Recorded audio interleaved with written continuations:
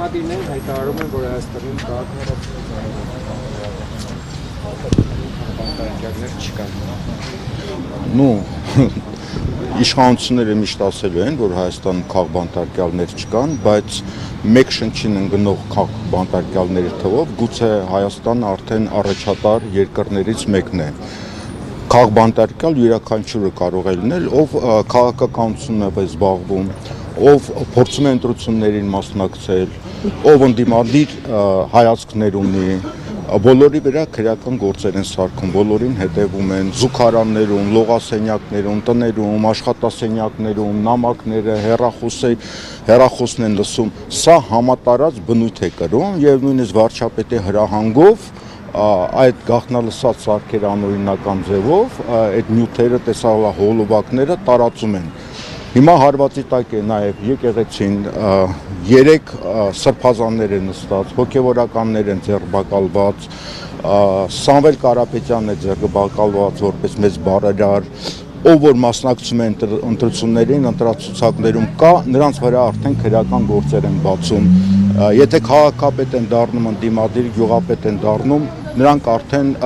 հայտնվում են կալանավայրերում։ Սա ինչ է, սա արդյոք չի նշանակում, որ Հայաստանում համատարած քաղաքբանտարկյալներ են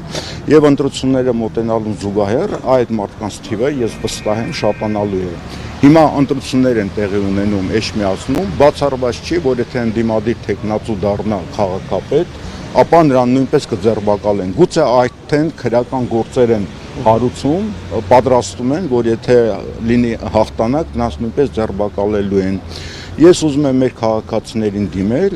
եւ ասել, որ չկարծեք, որ սա վերաբերվում է միայն հոգեվորականներին,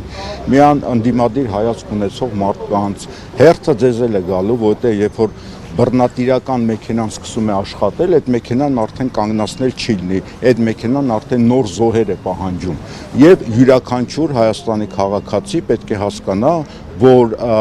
2026 թվականի ընտրություններից հետո իրենք յուրաքանչյուրը լինելու են թիրախում են լինելու գործարարները, որոնք փորձելու են ինքնուրույն լինել, չմուծվել իշխանությանը կամ գործող վարչապետի փաստացի կնոջ հիմնադրամներին, այսինքն սա բոլորին է վերաբերվում եւ բոլորը պետք է զգոն լինեն եւ հասկանան, որ իրենց է կախված նաեւ կանգնեցնելու այս բռնատիրական մեքենան։ Հիմա Աննա Վարդապետյանի կառույցից որն է գլխավոր պահանջը։ Եվ ոստիկանությունը, եւ դատախազությունը, եւ մյուս իրավապահ մարմինները իրենք քաղաքական գործունեությամբ են զբաղված։ Տեսեք, դեռևս 2018 թվականին արդեն այդ բռնատիրության մեքենան սկսեց աշխատել։ Չտեսնված բան է աշխարհում, երբ որ վարչապետը ասում է, կոչ է անում, որպեսզի շրջափակել դատարանները, շրջափակում են, դատավորներին ծեծում են, որից հետո ասում են պետք է դատարանները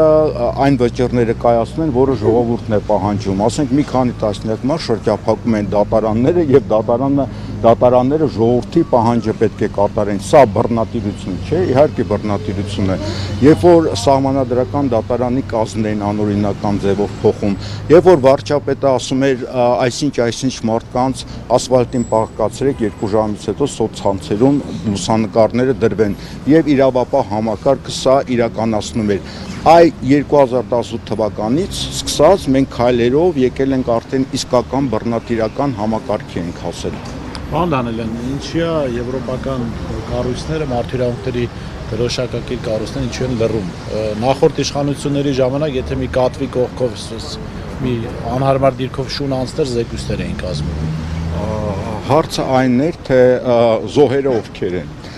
Փաստորեն սա քաղաքական համակարգ է եւ ժողովրդավարությունը քաղաքական գաղափարախոսություն է։ Եթե քո մարդկանց են ձերբակալում անօրինական ձևով, քո աշխարհաքաղաքական շահերը ներկայացնողները, ապա բնականաբար աղմուկ է բարձրացվում։ Եթե հակառակորդները ճակերտներով ոչ քո ռեժիմը ներկայացնող նրանց դեմ պայքարողներին են ձերբակալում, բնականաբար լռություն է տիրում։ Հիմա Հայաստանում հալածվում է եկեղեցին։ Միացյալ Նահանգներում մի նախագահ է եկել, որը հայտարարում ասում է, գիտեք ինչ, Նիգերիայում քրիստոնյաներին բան են անում, բռնաճնշումներ են անում, մենք պետքա քրիստոնյա համայնքը փրկենք։ Բայց Հայաստանում, որ 1700 տարվա եկեղեցի են բռնաճնշման ենթարկվում,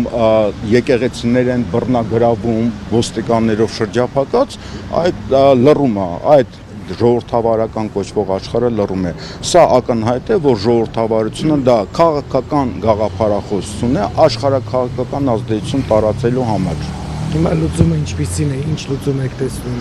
Ոչ միայն այս հարցում ստեղծված իրավիճակի շուրջ։ Լուծումը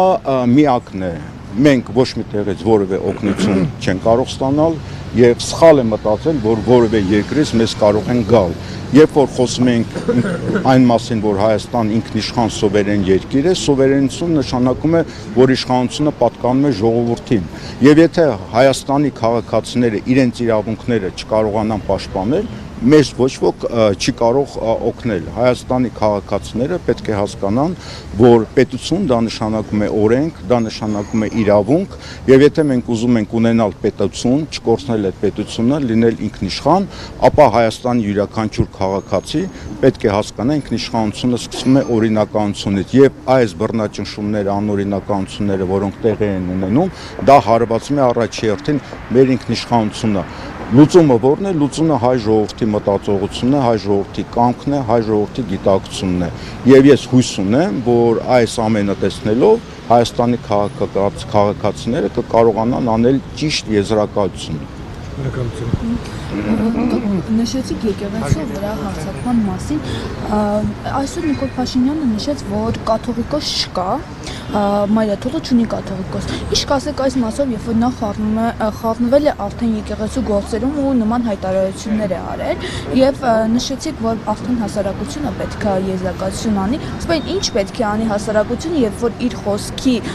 իրավունքը վտանգված է, հիմա տեսնում ենք բանտարկյալներ, քաղբանտարկյալներ, որոնք իրենց խոսքի համար են հայտնվել։ Երբ որ այս գործող իշխանության կողմնակիցները, երբ որ հանրահավաքներ են անում եւ դրանք շատ փոքրաթիվ են, միշտ հայտնվում են մարդիկ, որոնք ասում են, գիտեք ինչ, մեզ ժամանակին ստրկացրել են, նկատի ունեն մինչեւ 2018 թվականը։ Այն ժամանակ բազմաթիվ թերություններ կային եւ ես քննադատներից եւ ակտիվ գործողություն անողներից մեկը ես եմ եղել։ Եվ ասում են, մեզ ստրկացրել են, այ հիմա մենք ազատ ենք։ Ոչ մի մարդու ոչ ոք չի կարող ստրկացնել, եթե մարդը իր հոգով ստրուկ չի։ Հիմա դուք ասում եք, ինչ պետք է անել նման իրավիճակում։ Նման իրավիճակում, եթե մեր քաղաքացիները լինեն գիտակից, կանգնեն եկեղեցի կողքին, գնալ եկեղեցի, երբ որ տեսնում են հարձակումները տեղի ունենում, չգնալ այն պատարակներին, որոնք անօրինական են, ապա ես վստահ եմ, որ գործող իշխանությունը ետ քայլ կանի, որովհետև իրենց ամբողջ հույսը պոպուլիզմն է եւ մարդկանց ուղեղների լվանալն է։ Եթե դա իրենց մոտ չի ստացվում, իրենք ետ քայլ են անելու։ Այսինքն ամեն ինչ կախված է մեր քաղաքացիների կամքից եւ պահվածքից։